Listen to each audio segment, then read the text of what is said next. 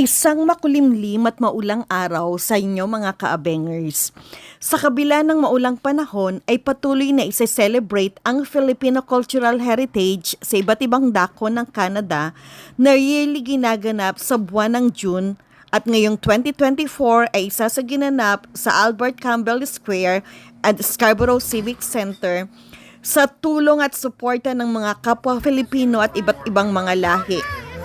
Isa sa mga performers ay ang Eastern Ontario Choir na may pagmamalaking grupo dahil ang mga miyembro ng Iglesia ni Cristo ang mga kabilang dito. Sa programang ito ay maipapakita ang mga talento sa pag-awit, pagsayaw at may mga booth na mabibili ang mga produktong gawa ng Pilipino sa pagkain, barot saya, barong or Filipiniana dresses. Ang mga kagalang-galang at marangal na mga panauhin upang magbigay ng pananalita na isa sa mga hindi ko makakalimutan na ang mga Pilipino ay may 4 F's: family, faith, food, and friends. At syempre, yung ating Eastern Filipino Choir ay naatasan na umawit ng ating pambansang awit at ang Canada National Anthem.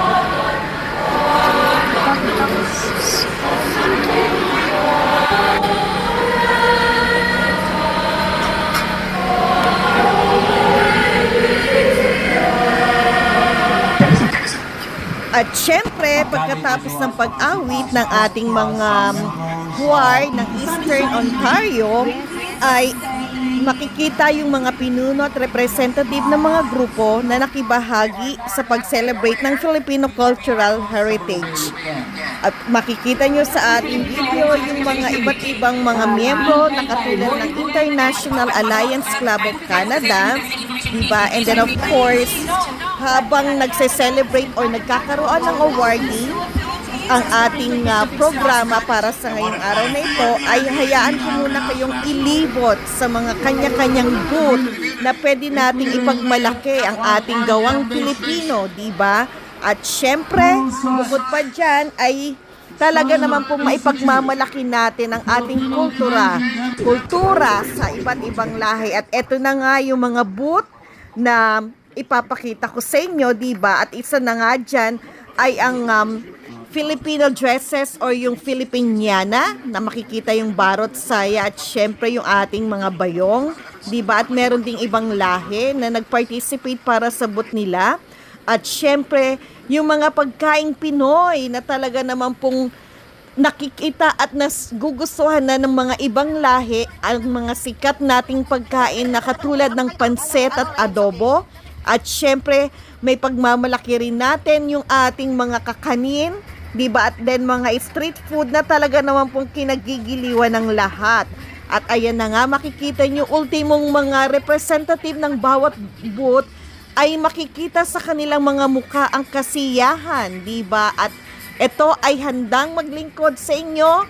And then syempre, ang programang ito ay hanggang sa hapon. Sa kabila ng maulan na panahon ay talaga naman pong unti-unti na rin nagdadagsaan ng mga tao upang masilayan nila ang napakagandang programa na hatid ng lahat sa buong mundo.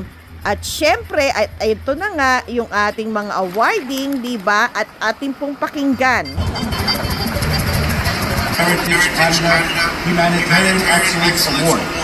In Canada, a beacon of diversity and inclusivity, we found a welcoming community.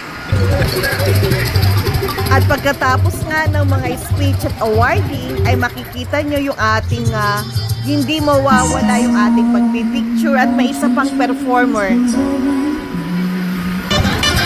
At ito na naman po uli ang ating Eastern Ontario Choir na magbibigay uli ng kanilang talento sa pag-awit.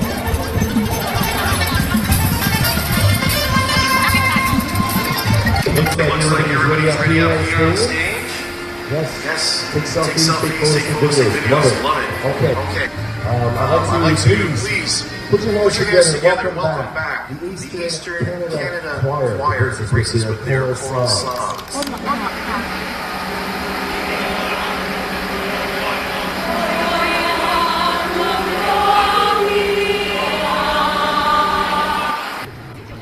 At syempre, pagkatapos nga ng kanilang bilang or ng pag-awit, ay eto tayo na talaga na pang kitang-kita sa mga mukha ang kanilang mga ngiti na talaga naman pong hindi matatawaran or walang katumbas ang kasiyahan dahil sa naipamahagi nila ang kanilang kahusayan sa pag-awit at talaga naman pong talagang kamangha-mangha. Yun lang ang talaga kung masasabi na talagang overwhelming ang lola nyo, diba? At kaya naman napakasaya ng lahat, diba? At makikita nyo nga na ang lahat ay nag-e-enjoy and then maipagmamalaki natin ang ating kultura sa ibang o sa buong mundo. Kaya tara na, sumama na kayo sa aking video.